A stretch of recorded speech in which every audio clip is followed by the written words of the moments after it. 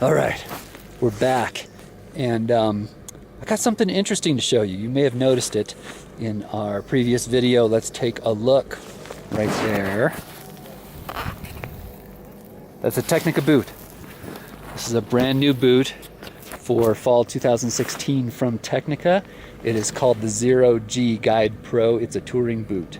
It has a walk mode. It has a it takes tech fittings for tech bindings, and weighs in at 7 pounds dead even for a 26.5 per pair. So that's pretty damn good. You know, I say gold standard for a touring boot is 6.5 pounds per pair or less, but 7 pounds is close enough that I'm not really complaining. Now, how does it ski?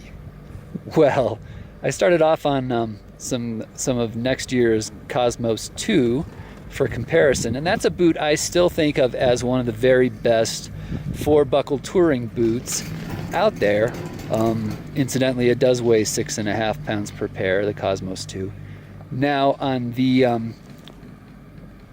Zero G Guide Pro, on the exact same ski, I have to tell you, in terms of drive, power, control, feel, oh boy, these boots just handed the Cosmos their lunch. It was like a humiliating comparison, to be honest. That big of a difference. So in terms of the skiing, the ride quality, absolutely no comparison. But wait, okay, there's a reason we don't all ride our alpine boots in the backcountry, and that is that there's a lot more to a good touring boot than just the quality of the ride downhill. So here's a surprise for you. Walk mode, really, really good. Really good. I'm kind of shocked to admit it, but when you pop the switch and go into walk mode, it feels like that cuff has just been disassembled.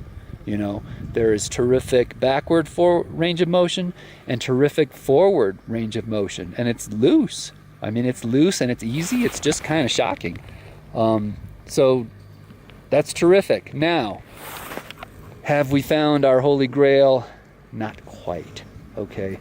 This feels a little bit like a prototype to me. I'm not, you know, it feels like it needs a couple of iterations. The boot is being let down by the liner to some extent, I think.